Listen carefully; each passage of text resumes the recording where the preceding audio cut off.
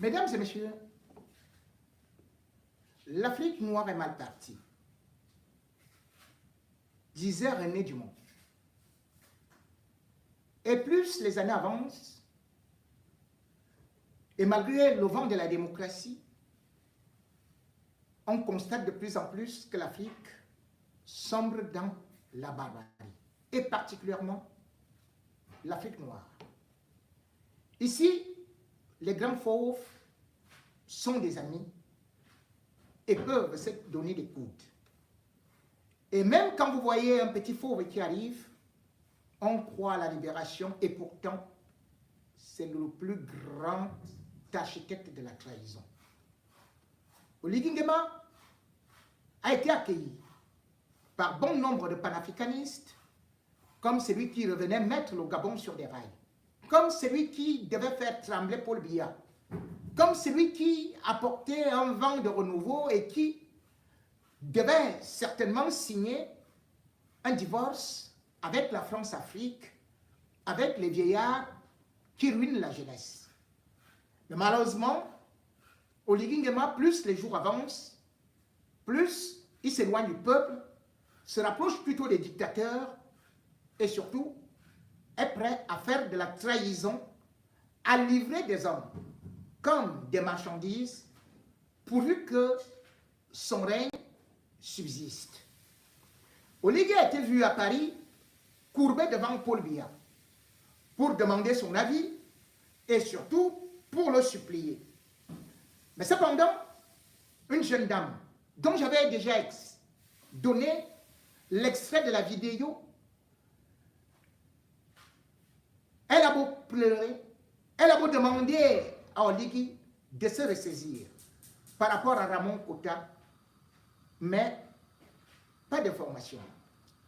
Avant de remettre les pleurs, ou plutôt la deuxième partie des pleurs, de cette activiste, de cette femme de cœur, nous allons d'abord vous donner une lueur d'espoir. C'est que, enlevé au Gabon, torturé, et bien sûr, il a d'abord été transféré à la DGRE. On a cru qu'on allait partir finir avec lui entre Mfou et Mbalmayo. Mais aux dernières nouvelles, il a été retrouvé au sous-sol, au CED. Lui, il est encore vivant. Du moins, au moment où je vous parle. Ramon Kota est au sous-sol du CED, où il n'a pas droit à un avocat, il n'a droit à rien, mais cependant, selon les informations sûres que je viens de recevoir, il peut recevoir actuellement une petite aide de la part de quelques membres de sa famille qui peuvent lui apporter parfois un petit demi-repas. Les yeux creux, il a perdu plus de 10 kilos. Et de toutes les façons, il est tremblotant. Il semble être malade, mais pas d'accès à un médecin. Oligui Nguema, il faudrait donc lui dire qu'il assume ce qui va arriver à Ramon Kota, qu'il assume qu'il est celui-là, Judas, qui a vendu Ramon Kota pour quelques francs symboliques à Paul Biya. Oligui Nguema est Judas Iscariote qui également aussi cherche à vendre le Gabon parce que le Gabon est au bord du gouffre. Je vous en parlerai pour l'instant et c'est par là que Paul Biya lui fait également le chantage. Oligui va à gauche, à droite. Il a été d'ailleurs humilié au Gabon après avoir trahi Ali Bongo. Il a été humilié par l'ami d'Ami Bongo qui lui avait aussi tendu la main, à savoir le roi Hassan II du Maroc. Mais avant de revenir sur ces éléments, comme je vous ai promis, réécoutons la deuxième partie de la vidéo de cette dame s'adressant à Oligui et à l'ambassadrice du Cameroun au Gabon. Écoutez surtout. Parce que nous avons une histoire historique avec la frontière du Cameroun. Je peux m'approcher. La vie que tu vois là, la vie de monde. Tu ne sais pas de quoi peut engendrer un lendemain. Un jour, aujourd'hui, Ali est au pouvoir, hier, aujourd'hui, c'est toi qui es au pouvoir. Tu vas aller te cacher où? Tu vas aller te cacher chez Denis Sassou Nguesso. Les opposants de Denis Sassou Nguesso, quand ils vont prendre le pouvoir, ils vont te livrer aussi. Tu vas voir. Ce que tu as fait à Steve Akam, c'est que ton administration a fait à Steve Akam. C'est sur ta tête. Il faut que Paul Biya vienne chercher sa nièce parce qu'elle n'est pas venue faire la diplomatie. Tu es plus diplomate que l'ambassadeur du Togo qui voulait faire extrader les opposants togolais de Fort Gnassingbé. Le frère de Gnassingbé est venu faire la diplomatie médicale au Gabon. Ali a été médiateur de cette crise-là. On dit que tu es dans le renseignement, tu sais de quoi je parle. C'est un dossier que tu maîtrises. L'un des fils du père et Yadema et au Gabon se cache. Parce qu'il n'arrivait pas. C'est un militaire. Je viens de parler avec Bara. Bara en larmes, parce que Bara le connaît, ce sont les gens des hameaux. Personne ne peut dormir. Les Gabonais, vous dormez. Le jour que vous allez venir me demander de vous rendre service, méfiez-vous. Il faut vous lever pour la station d'Akam. Parce que c'est tous les activistes là que vous venez voir quand vous avez des problèmes, quand vous mettez en prison. C'est nous, c'est pas nous les activistes que vous passez. Comment notre frère, activiste, à Pont-Marie, tu peux t'élever jusqu'à le ministre des Affaires étrangères, vous vous êtes arrangé pour donner le pouvoir étatique à une ambassadrice accréditée au Gabon. Elle est venue exercer le pouvoir judiciaire dans notre pays. C'est ça la victoire du 30 août. En quoi Steve Akam représentait un danger pour toi, ton pouvoir? On lui dit, des vidéos, nous allons en poster. Il te défendait tous les jours. Il disait que donnez du temps au général. Donnez du temps au général. Vous êtes trop pressé. Tu étais où quand ils ont pris la résolution d'envoyer le corps? Regardez comment on l'a enchaîné. Jusqu'à la dernière minute, il demande pardon aux autorités gabonaises. Ah, mais vous avez fait fort. Vous avez fait fort. Vous avez fait fort. Ça, c'est des valeurs. Ça, c'est le combat vis-à-vis duquel je me suis engagée. Je suis désolée. Je me désengage. Et je vous observe dans la société civile. Geoffroy Foumoula, tu es où? Il m'a quand même parti au Cameroun. Il était l'opposant de Paul Biya. Voilà le cétri que nous avons fêté, où on a fait dénoncer les opposants à leur bourreau. On a dénoncé ici, à Geoffroy, le compagnie citoyen, où vous allez vous taire jusqu'à quand? Baga, tu es où? Mon fils, tu as fait l'exil là. Sous ta gardé ici à la forêt, à la frontière, jusqu'à tu as habité à Brazzaville. Il ne t'a jamais donné à Limpopo. Pourquoi? Pourquoi? Qu'est-ce que Steve a fait? Pourquoi? Pourquoi je vous demande? Pourquoi nous en sommes arrivés là? Qu'est-ce que la caisse de Paul Biya vous a promis?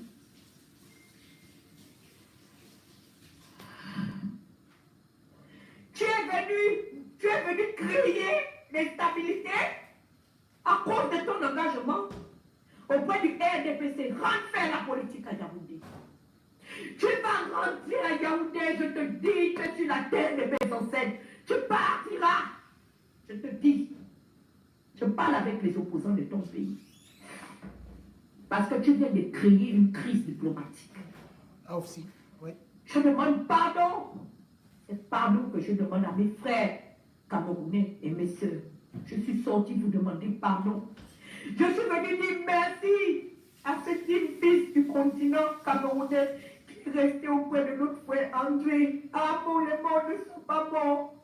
C'est là où tu es, papa. Les morts ne sont pas morts. Voici Steve Akam qu'ils ont déjà donné à Paul Biya. Les morts ne sont pas morts. Tu es devenu un ancêtre. Tu es là, tu vois, tu entends. C'est parler que tu ne peux pas faire. Ils ont donné ton Steve Akam à Paul Biya.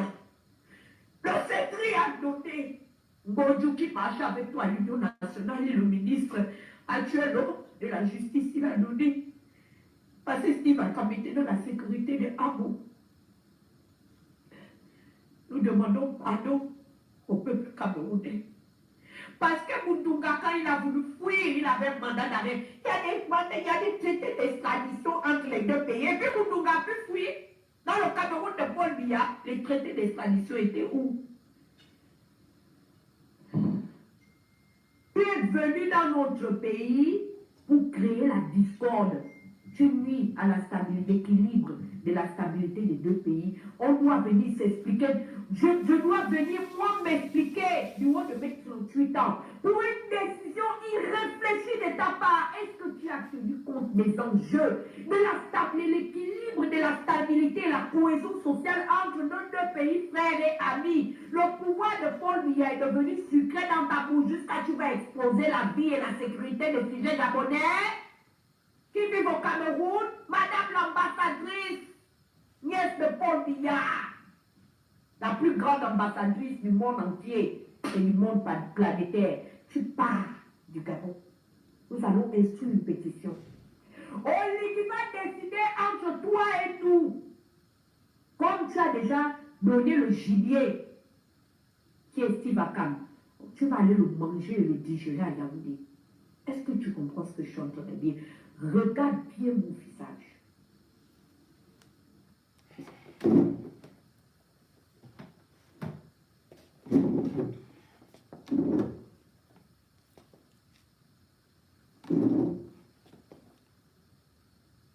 Oligui, ce que cette vaillante dame dit,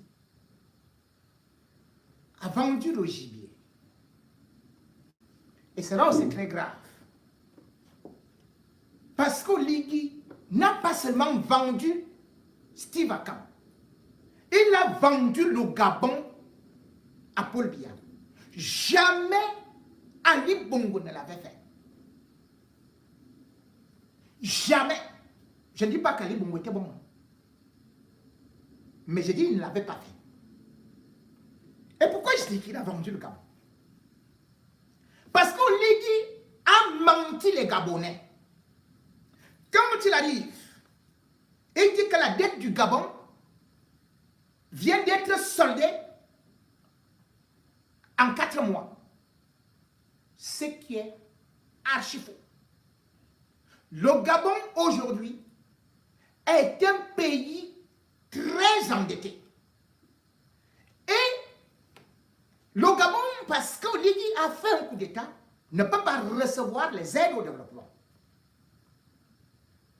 Le Gabon également, selon les agences de notation, n'est plus crédible.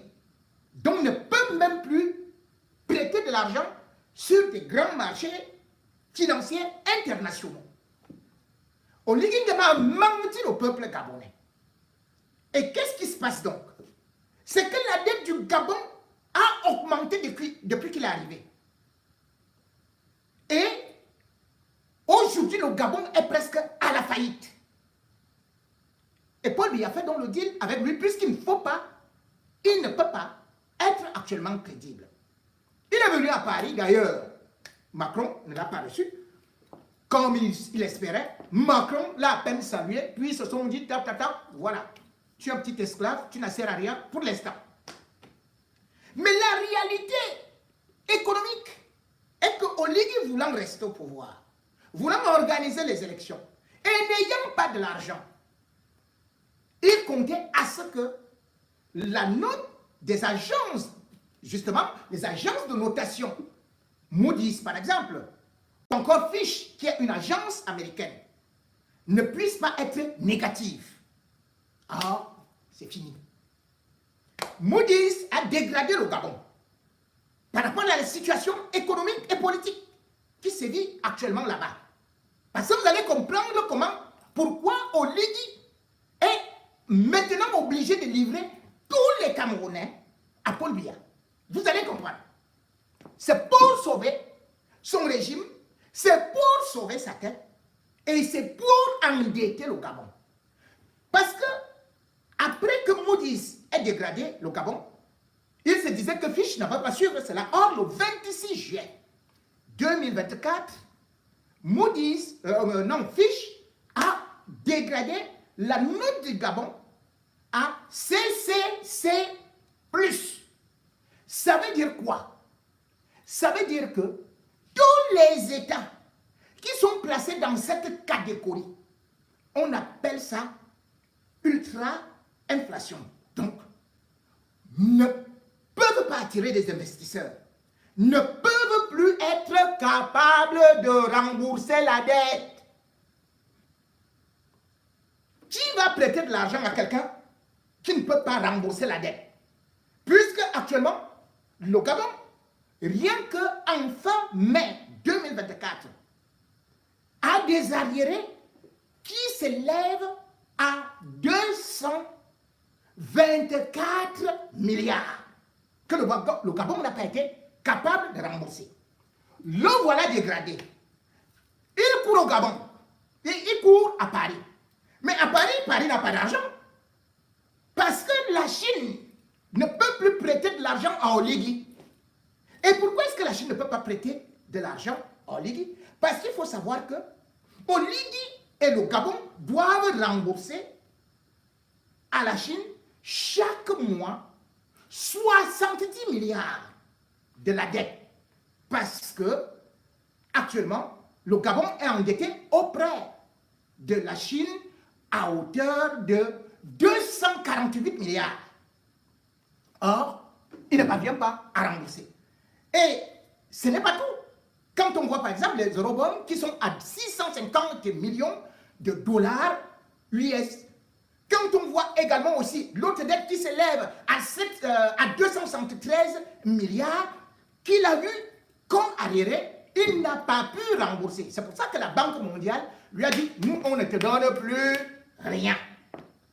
Les caisses du Gabon sont donc à sec.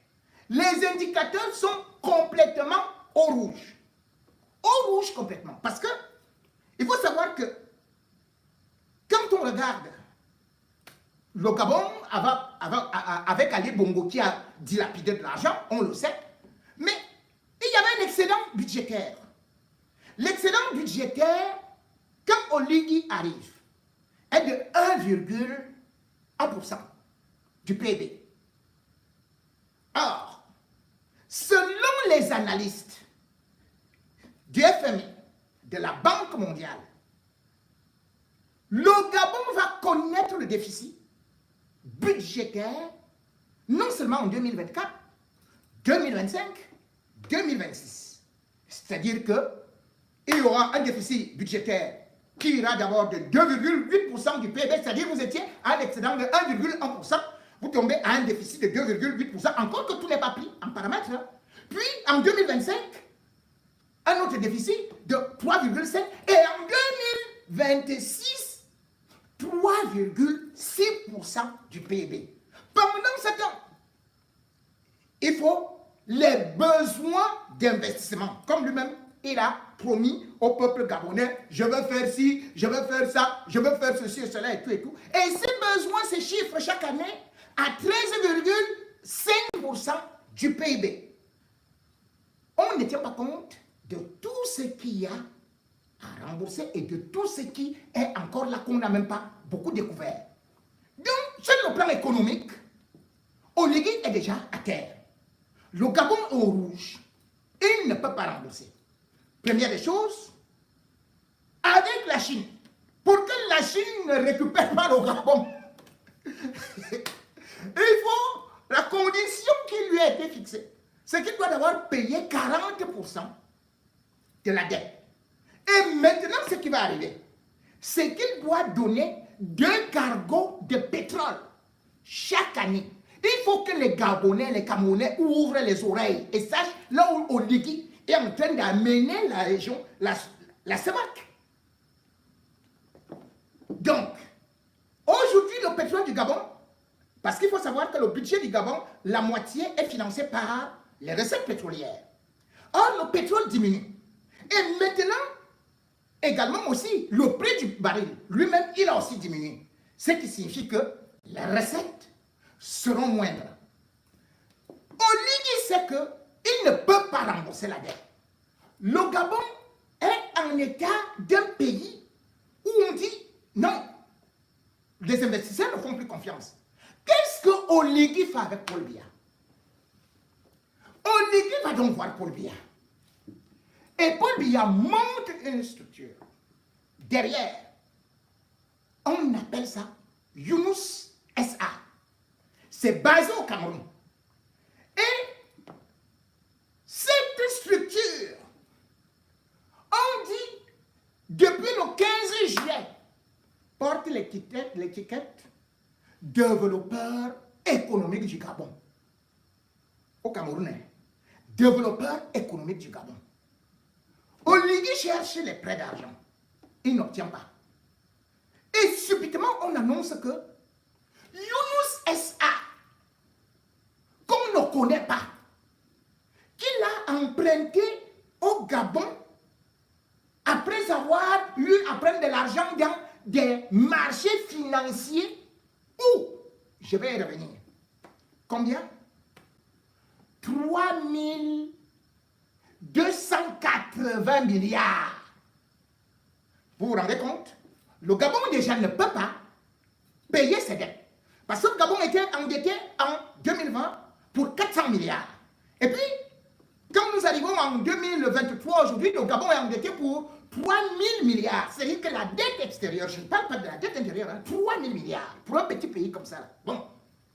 Maintenant, d'un coup, alors qu'on a annoncé que le Gabon cherche maintenant à s'endetter dans la zone CEMAC pour 288 milliards, puis 400 milliards, on apprend subitement qu'au Cameroun, une structure qui est basée au Cameroun a réussi à trouver un prêt de 3280 milliards à Oligui Nguema. 3280 milliards. Alors, l'argent sort d'où? Des Philippines et aussi des paradis fiscaux. Or, la holding dont on parle, c'est juste une holding qu'on appelait Biya Holding, qui était en Suisse et qui subitement a disparu lorsqu'il y a eu les Panama Papers. Paul Biya a donc envoyé son argent et aux Philippines, et aux îles Maurice, et aux Bahamas, aux ceci et cela. Voilà donc cet argent que Biya fait le deal avec Oligui. Je vais te prêter de l'argent. Pendant ce temps, j'aurai tels intérêts. Et pendant ce temps, bien évidemment aussi, pour la succès, je vais te soutenir pour ton, tu restes là-bas et tout, et tout, et tout. Et moi, pour la suite, tu seras toujours mon esclave. C'est toi qui vas faire ceci et tout, et tout, et tout, et tout. Si tu as des informations concernant l'armée camerounaise, n'hésite pas de me donner. Donc, Oligui Nguema a déjà livré certains officiers camerounais qui étaient en contact avec lui par rapport aux tentatives de coup d'État. Oligui Nguema les a déjà livrés. Et il va encore livrer comme il a livré Ramon Kota.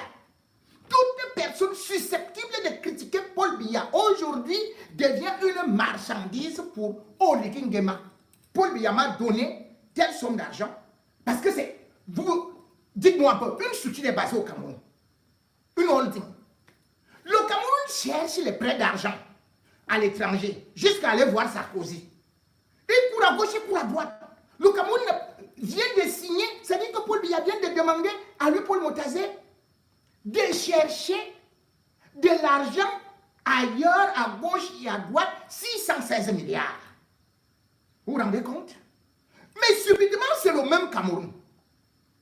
Yunus SA, installé au Cameroun, qui va donner 3280 milliards. Vous avez compris l'affaire là? C'est comment? Pourquoi est-ce que Paul Biya n'a pas demandé à cette structure-là de l'argent? Pourquoi il va chercher de l'argent à l'extérieur? Alors qu'il a Yunus SA. Yunus. Vous entendez le nom? Yunus. Depuis quand on peut donner jusqu'à 3280 milliards? Donc, le Gabon est vendu à Paul Biya. Oligui a vendu le Gabon à Paul Biya. Et comme il le disait, et les Gabonais n'ont pas été attentifs, quand Oligui a dit, Paul Biya est femme, Obiang Nguema est femme, je suis femme. Donc chez lui, c'est du tribalisme. Il dit, je ne vois pas comment ils vont me laisser, mes pères vont me laisser tomber.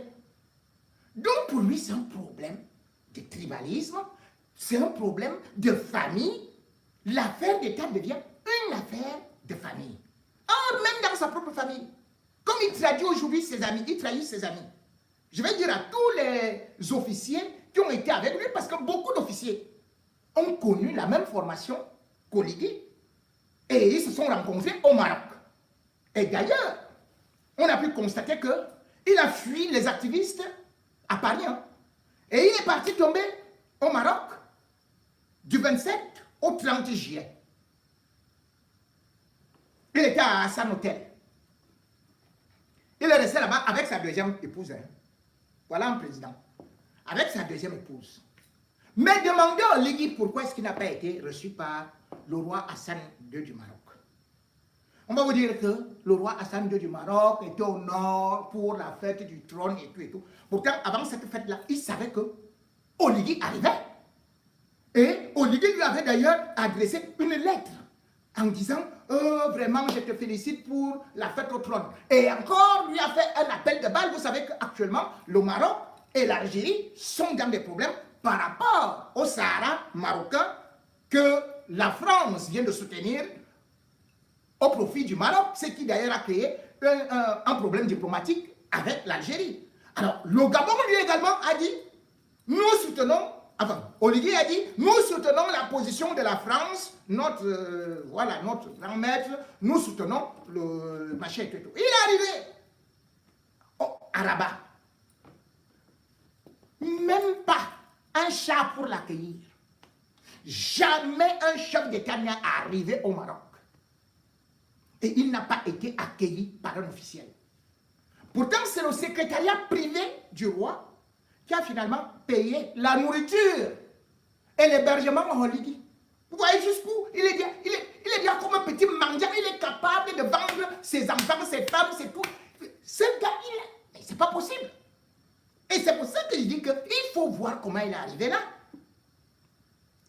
Oligui a connu beaucoup d'officiers supérieurs camerounais au Maroc. Parce qu'ils ont fait l'académie militaire royale. Il est arrivé là-bas, je crois en 98, il avait 23 ans. Donc après, il a fait 4 ans, puis il a fait une formation avant de faire ceci et cela. Puis, en 2005, Omar Bongo, qui s'est occupé de ses études, l'a appelé à côté de lui. De 2005 à 2009. Quand Omar Bongo meurt, Oligui vole l'argent. L'argent qu'Omar Bongo avait dans les valisettes et tout, c'est comme ça qu'Oligui a construit tous les palaces et consorts. Et il dit qu'il poursuit les bandits. Alors que lui-même, c'est un chef bandit. Comment il a fait pour avoir tous ces immeubles-là? Lui qui, quand Omar Bongo meurt, est tout simplement affecté là où il avait étudié, c'est-à-dire comme c'était une sanction disciplinaire, attaché militaire. Et pardon, en 2009 là-bas. Puis il va revenir par la générosité d'Ali Bongo. La générosité d'Ali Bongo, c'est ça qui fait revenir Oligui en 2018, quand il a un AVC. Donc quelqu'un, c'est son père qui t'a élevé, qui a payé tes études. Lui-même, il te met à côté. Et en fin de compte, la seule chose que tu peux réussir à faire, c'est que tu as demandé qu'il augmente tes effectifs. Les effectifs qu'il avait, c'était 2500 hommes. Les 2500 hommes, c'était pourquoi Ali lui donnait de l'argent, il les arrose comme si ça venait de sa poche, et finalement, c'est le coup d'État contre Ali Bongo. Et tu ne pars au Maroc. Mais le Maroc, le roi Hassan II, elle était l'amie d'Ali Bongo. Et la première mesure que tu as eu à prendre lorsque tu as fait le coup d'État, c'était de fermer le ciel et d'interdire Air Maroc. Et maintenant, tu repars au Maroc. Parce que tu veux non seulement le soutien par rapport à ton coup d'État, puisque jusque-là, tu es sous sanction. Maintenant, tu veux un peu de pognon. Tu veux aussi sur le plan diplomatique qu'on essaie de t'ouvrir un peu les portes à gauche et à droite, alors que tu es bien avec le vieux Paul Biya. Le roi a fui, a dit, je ne veux pas le voir là, pour l'instant. Qu'il reste d'abord là-bas. Même si lui-même, il s'était précipité à convoquer l'ambassadeur du Maroc. L'école, l'Académie royale du Maroc, apprend des vertus aux hommes en tenue. 1. La loyauté, la fidélité, le respect des institutions. Ce sont les règles d'art, ce sont les règles qu'on apprend dans cette école. Et toi, Ligui, tu es dans cette école. Il n'y a ni loyauté, ni fidélité, ni respect des institutions. Boum, tu viens, coup d'état, et tu veux qu'on t'applaudisse. Nous, on est tombé dans le choking. On doit admettre. Est-ce que nous sommes Jésus? Est-ce que nous sommes des prophètes? Nous, on a fait une analyse, ne sachant pas que toi, tu étais tout simplement de l'élite fan, le père, l'envoyé de Paul Biya, que tu voulais absolument être comme Paul Biya, que tu voulais l'aide de Paul Biya, que tu veux les bénédictions de Paul Biya, et que tu es prêt à vendre tout le monde auprès de Paul Biya. Parce que tu vas rester là. Parce que les autres, ils t'ont viré. Te voilà, tu as vendu le Gabon. Gabonais, commencez à lui demander.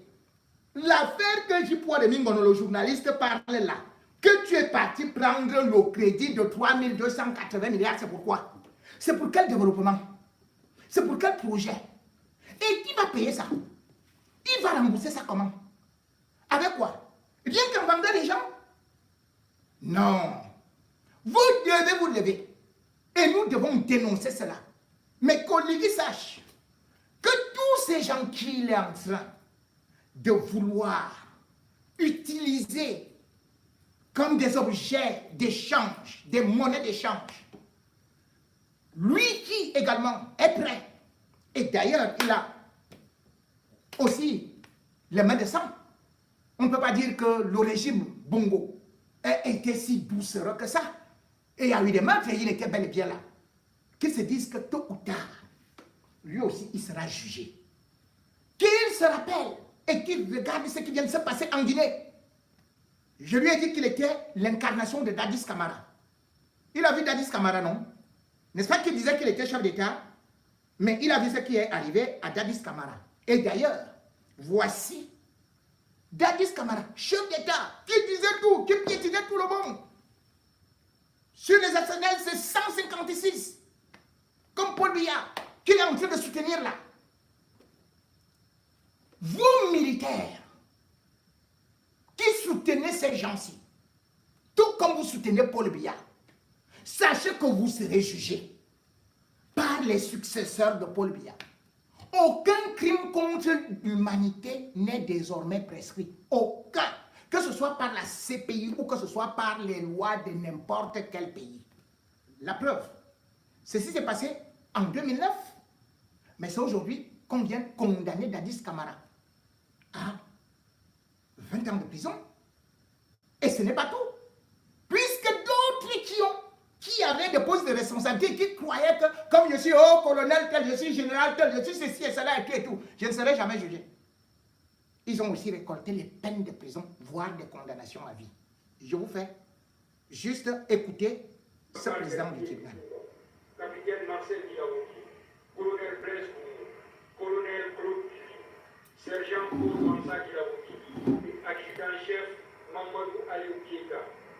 Par défaut, à l'égard de Alpha Amadou Balde, feu Mamadou Bakotou Kamara et Sambarou Diamankan en matière criminelle et en premier ressort, après en avoir délibéré sur l'action publique,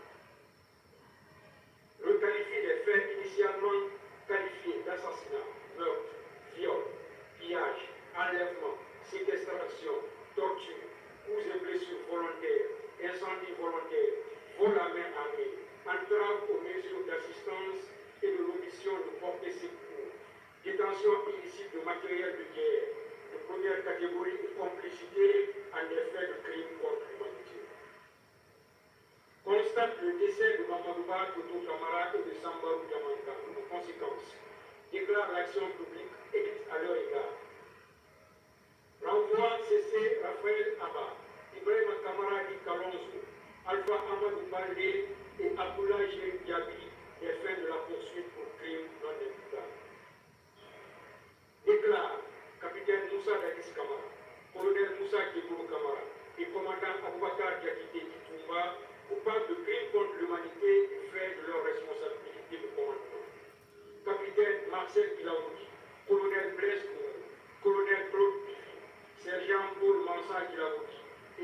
l'adjudant-chef Mamadou Aliou Keïta du fait de leurs responsabilités individuelles pour la répression. Condamne. Colonel Claude Duvy à la réclusion criminelle à perpétuité, assortie d'une période de sûreté de 25 ans. Décerne mandat d'arrêt contre lui. Capitaine Moussa Edis Kamara et colonel Moussa Kébou Kamara à 20 ans d'emprisonnement chacun.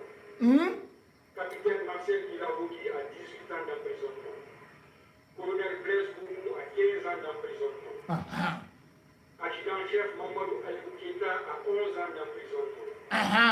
Commandant Okotar Diakité Kitumba à 10 ans d'emprisonnement. Oh, wow. Sergent-chef Paul Mansa Ilavogi à 10 ans d'emprisonnement. Yes. Sur l'action civile, reçoit la Fédération internationale des droits de l'homme, FIDH, l'Organisation guinéenne des droits de l'homme, OGDH, l'Association des victimes et parents du 28 septembre AVIPA, Ouibaï Bouba, Abi. Veuillez m'excuser. Oui, bon, attends. Mesdames et messieurs, c'était un extrait de ce qui vient de se passer en Guinée. J'espère que des hommes en tenue au Cameroun, vous qui êtes en train de torturer actuellement Ramon Kota, sachez que vous serez jugés. Tôt ou tard, vous serez jugés. Vous avez entendu, non? Le chef d'État en tête. Comme toi aussi, on dit, hein?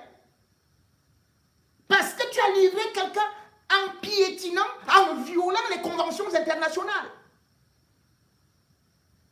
Tu seras poursuivi, tu n'as aucune immunité, tu n'es qu'un putiste. Vous tous qui allez avec les gens au sous-sol là, vous les plongez dans l'eau, vous mettez les machins aux fesses, l'électricité. Vous les faites tourner comme le méchoui dans les maisons de torture.